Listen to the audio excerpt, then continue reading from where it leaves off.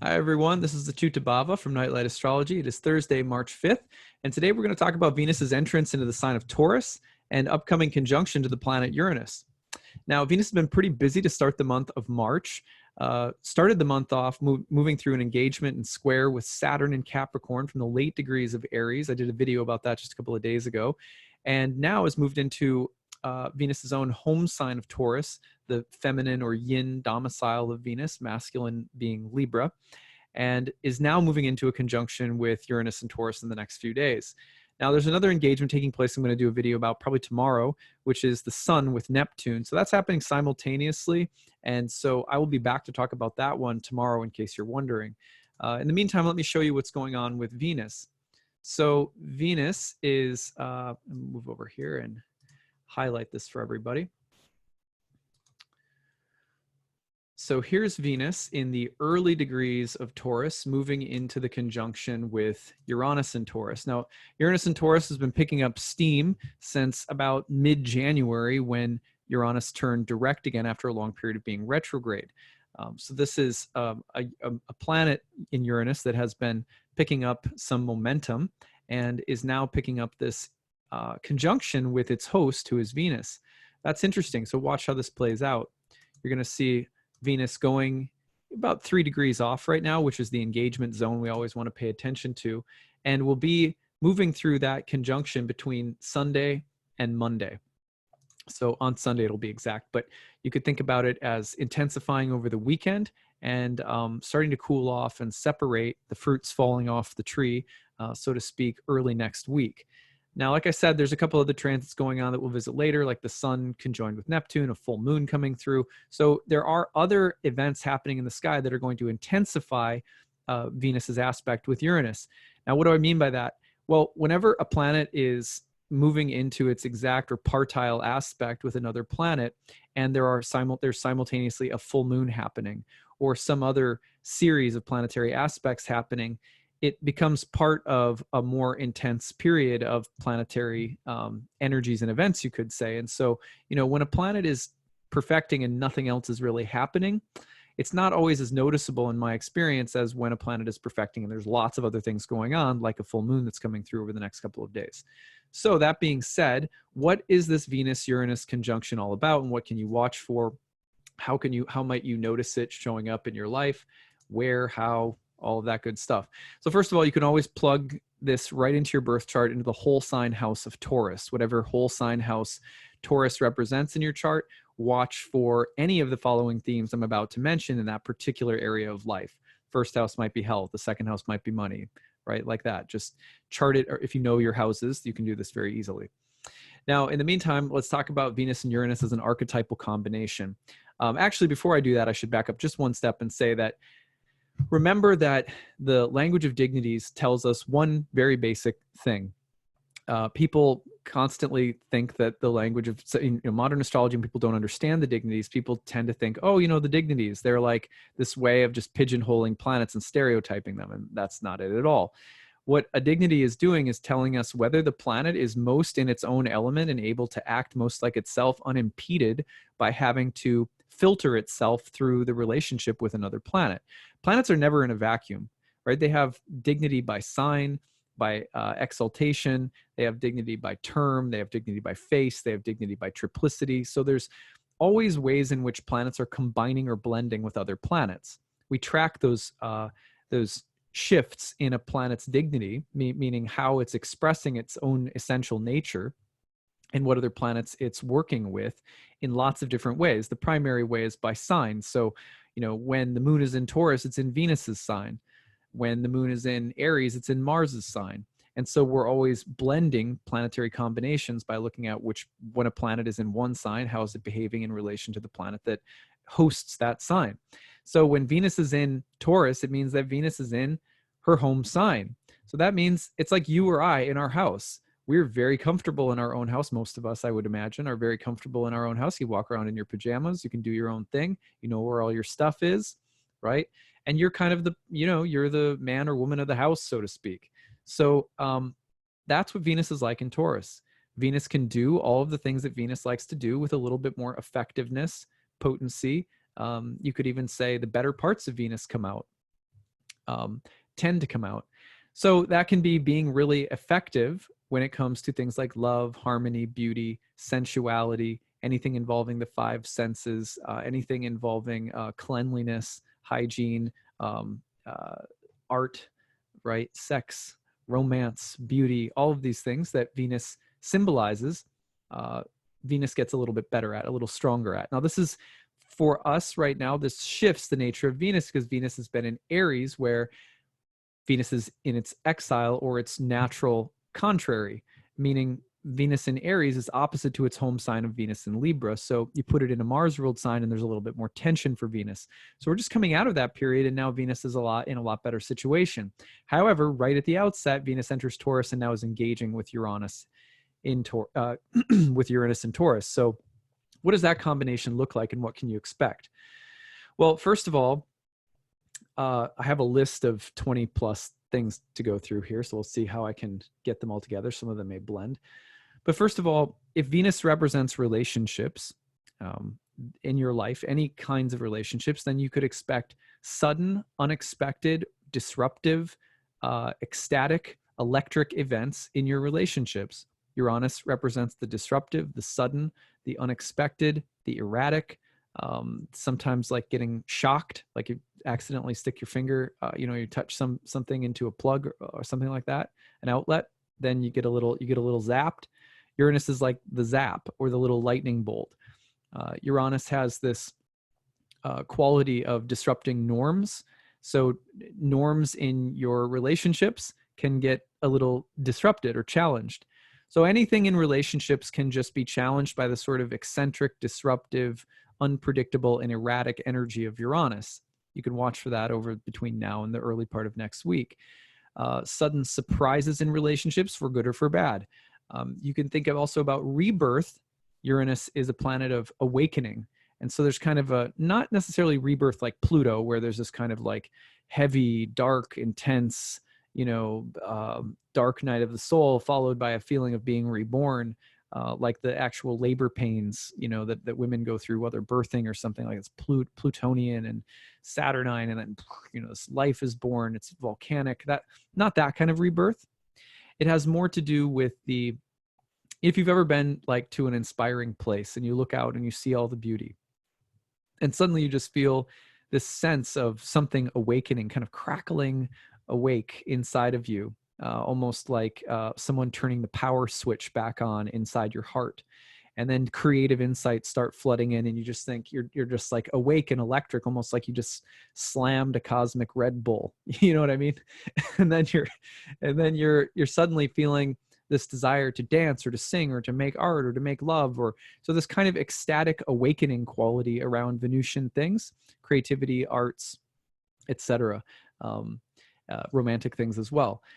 You can also think about this in terms of being inventive. Uranus is related to technology, inventiveness, the idea of, and also the obsession with progress, all Uranian things. And so Uranus can also sort of provoke Venus in a way that says, let's invent something.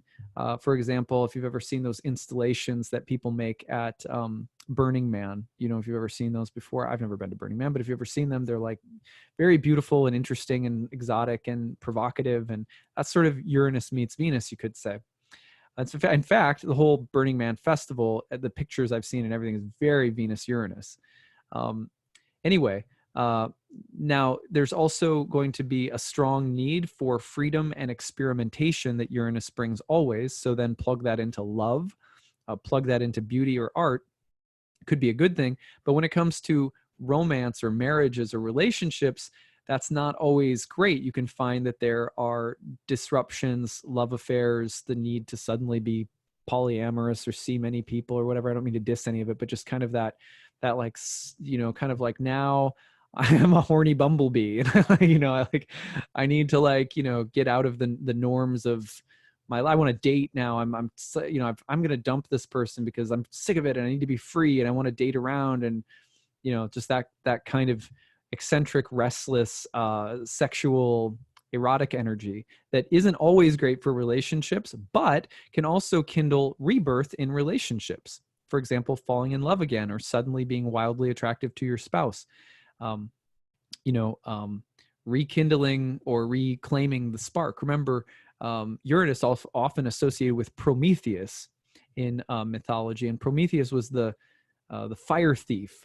He stole fire from the gods and hid it in a fennel stalk. There is some need at times to break free of something, to steal, cheat, deceive, in order to get something that is desirable, lovely, beautiful, even progressive and inventive. So, where there's a desire, there's something beautiful, and we want to be inventive, or we feel like we need to create something, and we're willing to be a little bit devious or a little trickster energy. We invoke a little trickster energy to help us. That can be Uranian. Uranus is also associated with, sometimes called the Cosmic Trickster. So Uranus has, sometimes people associate Uranus with Mercury in that regard, where they both kind of have a trickster energy to them. So Uranus and Venus together can be about sort of the trickster energy in relationships or marriage, for better or worse. It can also be, that same feeling of needing to, being attracted to something and being willing to sort of cheat, lie, and steal to get it, because of one sort of coveting it, or potentially because of one, playing some kind of trickster or thief role, like Prometheus steals the fire. So anyway, and that can be good or bad, any of that. Rebelliousness in love or in relationships or in sanctioned social norms, like you're supposed to dress this way in this setting, or you're supposed to act or behave this way, or follow this kind of social etiquette in this setting. And Venus Uranus is like, meh, I don't care. I don't care what you say. I don't care what you do. I'm going to do my thing. Venus Uranus.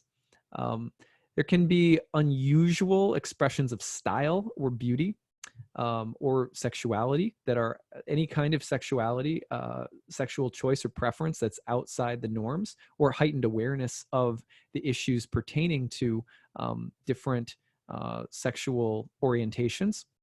Also, the empowerment of women's independence, women's freedom, or the needs and rights of different marginalized groups of people in relation to sexuality, gender, etc. So all of that can be seen stepping up quite a bit when Venus and Uranus get together in a conjunction. Remember that Venus-Uranus coming together in a conjunction means the seeding of a new cycle. So it's also a really good time for something new to start relative to all of these topics that we're talking about. For example, I'm launching my new website literally on Sunday when the two are conjoined. And that's in my first whole sign house of Taurus. It's kind of a new, my website's kind of a new identity, and it's kind of, it's a different artistic look and all that kind of stuff. So, sometimes it's very simple things, and sometimes they're bigger things, like I'm going to shave my head or get a new wardrobe. And it could be someone who's got 3 feet of hair or something, and it's like, oh, I'm going to be bald now, or something like that.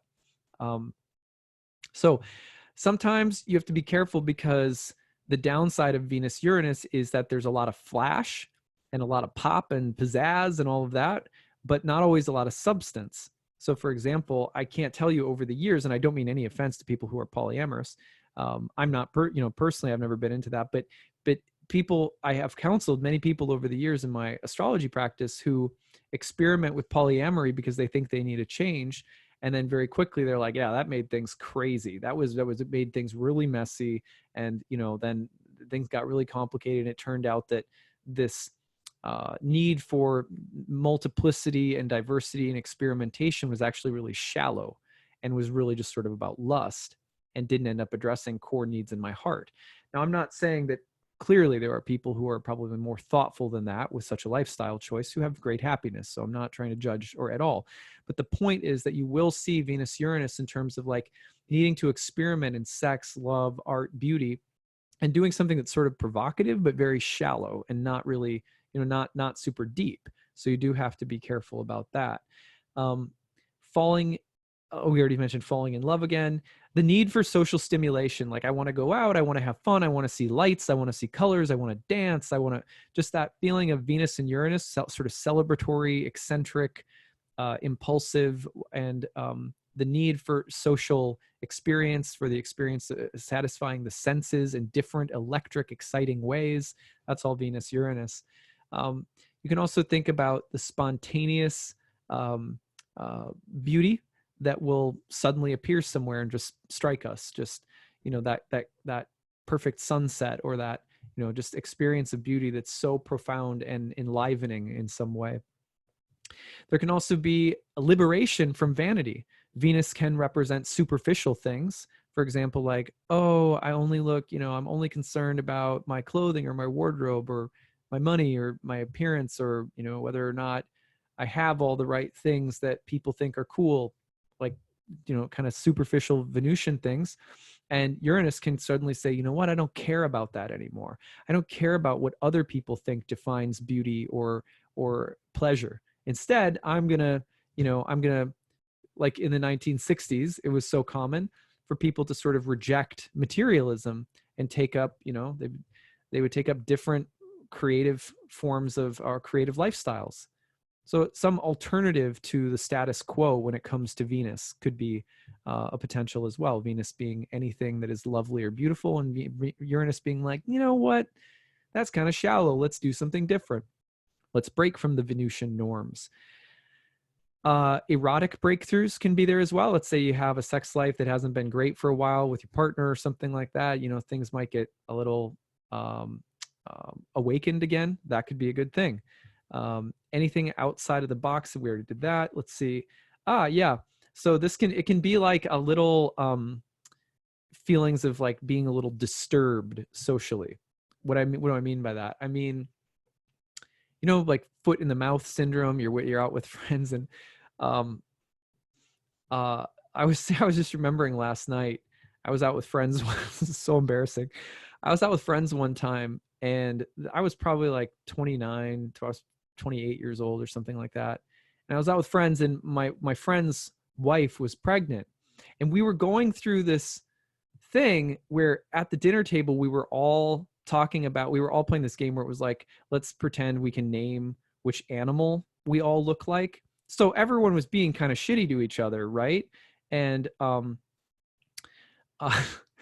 because everyone was being like, oh, you look like a lemur or whatever. Like we were like trying to match animals to people. I don't know if you've ever played that game before, but it's kind of fun. Anyway, so it came to my turn, and it was my turn to like give something for my friend's pregnant wife. And she was like huge. She was totally ready to deliver like the next day. And I didn't have a wife. I didn't know what it was like to be. So I just said, maybe like a baby beluga. Right. And I was trying to be cute and funny. She got super offended. My friend got so pissed off at me, and I felt really bad right away. I was like, oh shit, I was just trying to be cute and funny. And now I realized like, oh, there's this whole sensitivity about, like, oh man, it was the worst moment ever. I felt like such a jerk. And then of course, like I was trying to make up for it. There's no way you can make up for that. I just started digging my hole, deeper. And anyway, funny enough, something recently sort of happened like that, where someone did something like that to me and sort of said something that was really shitty. And I was like, excuse my language. And they said something that was really crappy to me. And I knew that they didn't mean to. And I was kind of hurt by it. And for whatever reason, that popped back into my head. Now, this happened actually just like 2 days ago. And I was like, oh, that's interesting. Venus is already applying to Uranus, and Venus Saturn square. And then I remembered saying that thing about the baby beluga. So anyway, you can have those kind of situations with Venus Uranus where you get into some social situation, it's really awkward, or you say or do the wrong thing, or put your foot in your mouth, or not necessarily intentionally, but you can't find a natural or comfortable way of being. It's almost like you're just kind of, like that. You're just like, I remember in high school, sorry, I'm having all these funny memories. I remember in high school, there was this friend, that I had that was like in my group of friends, and he was pretty much just always kind of horny and girl crazy. Like, like it was always just really sucked to bring him out with girls, because he just couldn't contain himself. You know what I mean? Like he couldn't contain that he was sort of sleazy, you know what I mean? Like nice guy when girls weren't around, but when it was sort of like he couldn't be, the old statues of Pan. Basically, Pan was just standing around with a boner. And, in the statues, if you ever look, Pan's got a boner. So he was kind of like that. He just like couldn't. So it's kind of like Pan in a sense, Venus Uranus, where there's just kind of this electric, like old man, sort of old man walking around with a boner, can't help himself. It's really awkward. You know what I mean? Sorry. So you could think about that too, where it's like, you just, there's certain elements of social etiquette that really can't be contained or restrained. They just sort of pop through in all of their crazy animal features, which, by the way, if you think of Venus Uranus, it's also like a peacock tail, just like crazy, crazy colors, which is also why you could relate it back to Burning Man, where there's this sort of provocative, eccentric, multicolored, aesthetic that's on display. So, okay, that was fun. So anyway, you could go to attractions that come and go really quickly, things that glitter, that grab your attention, that sparkle, but that fade really quickly. That's the Venus-Uranus dynamic. Also, anything that is spiritual and sort of otherworldly and provokes spiritual awakening, but is very electric and sensual. For example, anything related to like Tantra, or the belly dancing and things like that. The need to be provocative sexually or erotically in how we dress, things like that.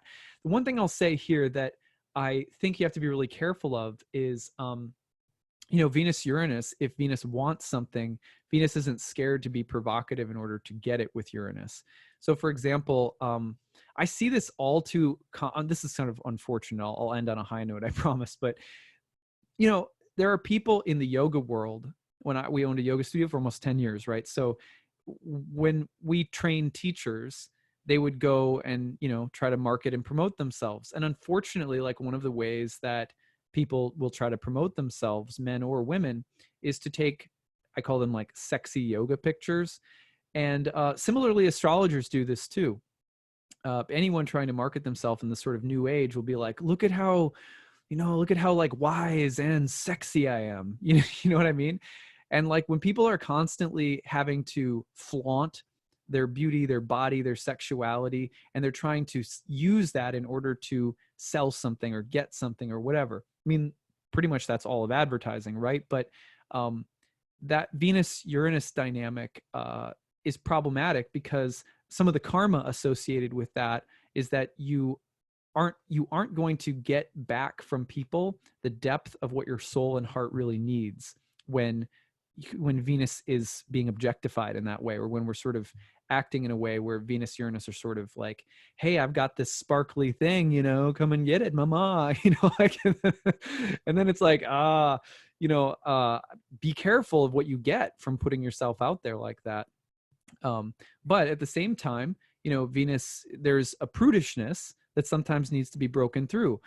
For example, some people will say, when I grew up in the church, for example, there was some really conservative talk about like, women should never, some people, not my family, but some people were like, women shouldn't, they should wear skirts that go to their ankles, and you know what I mean? So the need to like, for the Venus to be liberated from the confines of Saturn is also a little bit present right now, to throw off, the restrictiveness or the repressiveness. But there's a fine line between, Saturn and Uranus.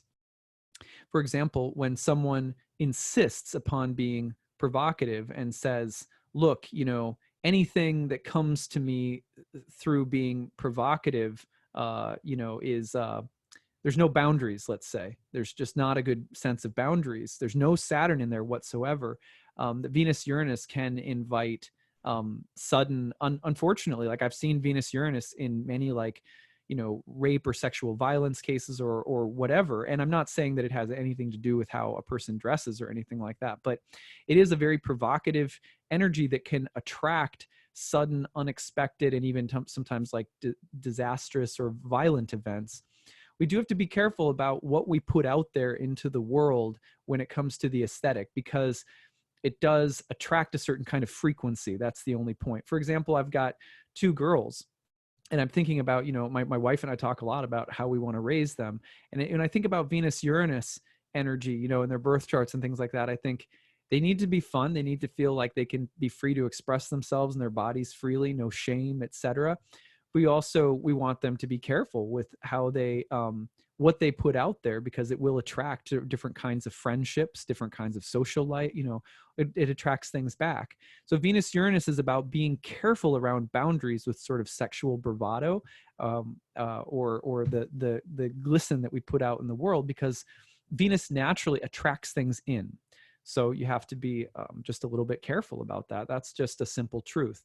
So somewhere between Saturn, the repressive and restrictive for Venus, and let's say Uranus, which is the totally emancipated and free, we can hopefully find a sweet spot, where we know how to be with Venus, somewhere, that's comfortable and beautiful and attractive, and also careful and thoughtful, right there. So Venus, not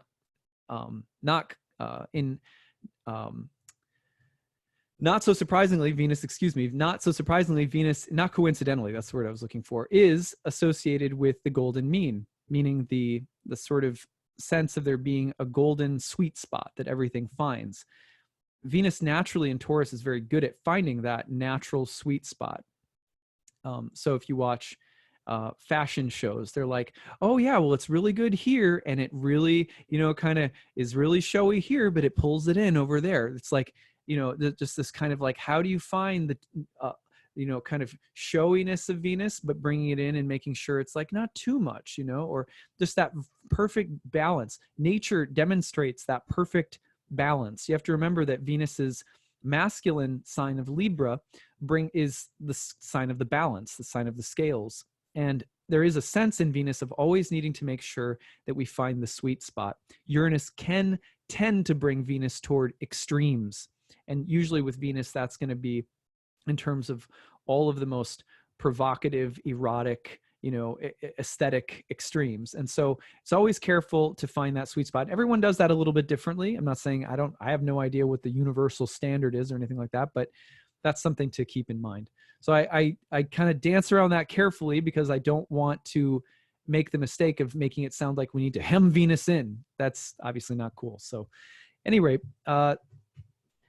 so there's also the arrogance, last one, the arrogance associated, some of the shadow sides. Now the arrogance associated with Venus, you think about the peacock, the peacock feathers going up and being like, so somewhere between completely hiding from the world and completely exploding in dazzling displays of beauty, we have the work of Venus and Uranus coming off from the square to Venus and Saturn. For example, how many of you have all been around someone who is very, very good looking, right? And they flaunt it in a way that is, really, really uncomfortable. Like they're always looking at themselves, or there's, like a guy who's always like flexing in the mirror, or like whatever, just like, and it makes, it's hard to be around someone like that, because if someone else is so just hyper aware of how beautiful they are, it's like the peacock feathers. It's like beautiful, but it's also like, okay, like for love, we want familiarity. In Bhakti Yoga, for example, we say that when we think about God as, like, have you ever seen something really beautiful and you just feel like you're in a worshipful mood, and you're like, oh, like that's so beautiful, oh my God, and you just want to fall on your knees and worship that sunset or whatever it is, because it's so beautiful. But when it's so beautiful, there's also this sense of it being very lofty and distant. And Uranus is actually that loftiness and that distance. Uranus was the sky god. So there is a sense, and this is why Prometheus ends up stealing the fire from the gods to bring it down to earth. In Bhakti, we say the mood of veneration and worship, like, oh my God, like that, right? That actually is not as deep and as beautiful and as meaningful as the relationship with God, for example, that comes in when there is a familiarity. So for example, when God feels like in the sort of heavenly town of Vrindavan in Bhakti Yoga, when God feels like a friend, a child, a lover, a companion, a teacher, when there's a feeling of being on the level with someone, even though their beauty is totally there, but there's a sense of feeling comfortable with them. So similarly, Venus Uranus isn't always comfortable. Like if you've ever been, I remember like my senior prom, for example, right? We looked beautiful. I felt uncomfortable. You know what I mean? I preferred when we all went to an after party at a friend's house, a group of friends that were all comfortable with each other.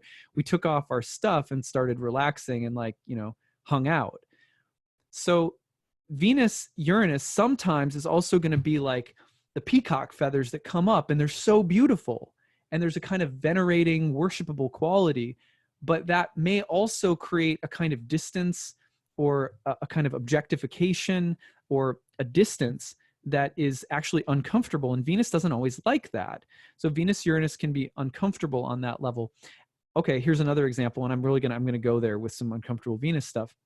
Have you ever been with someone who looks really nice, but you can tell that they've had, you know, they've had like a plastic surgery of some kind. I don't know what, like maybe they've had a facelift or I don't know, their nose job or lips or whatever, something. And you're like, you're sitting there and you're going like, I'm not going to say anything because it'd be really crappy of me. And I'm not trying to prohibit or tell anyone what to do. Because if you're a good friend, you're not like that, right? But you're going like, you just didn't need to do that. Now you look just, it looks good, but kind of plastic, right? That's Venus Uranus as well. So you have to be careful for those displays of beauty, the filter on your phone, everything that like the airbrushing, all of that kind of stuff that makes the beautiful also unobtainable, too idealistic, too grand, too removed. That's what we say in Bhakti Yoga. We actually want to move through in some ways, evolve through the stage where we see God in relation to the soul as this venerable thing that's so high and lofty. And we want God to come down into the personal more and more. And that's something that grows in us as our love for God grows in Bhakti Yoga. So that similarly, though, I think it's the same in human relationships. When you're first dating someone, you chase after them. It's like you're worshiping them, or, you know, it depends. I mean, either man or woman can kind of chase each other, or any two people in a relationship can kind of, one can be the pursuer, the pursued, etc. And there's this feeling like you're pursuing the object of worship, of adoration. And then what happens? Well, after you make love the first time, or you live together for 3 months or something, then you're like, okay, you know what? I've smelled your farts. You know what I mean? Sorry, that's gross. Anyway, you get what I'm saying. So that's Venus Uranus as well, is like, just remember that Venus likes to be real and comfortable. And that's something that Venus represents. Venus can be idealistic. When it's with Uranus, it can be sort of hyper idealistic. And that, although the peacock tail is in full bloom, it can sort of take you away from something more comfortable. In our lives, it's my experience that real deep intimacy and love, as we were talking about Venus and Saturn recently, requires some degree of familiarity. It requires being comfortable with the mundane qualities of life. You know, we don't all look good when we roll out of bed in the morning.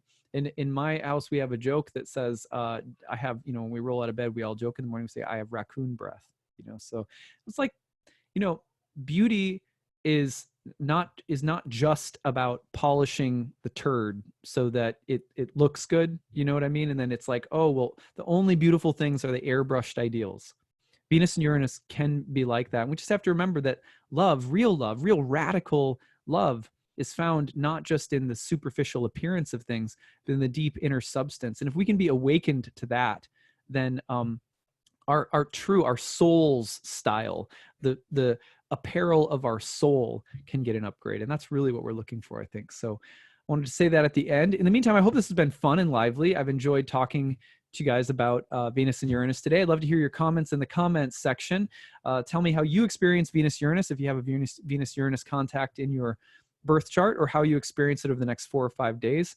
I'd love to hear your stories, as always.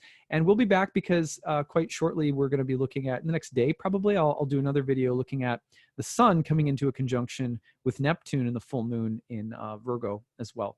So look forward to that. And yeah, thanks for listening. Take it easy, guys. Bye.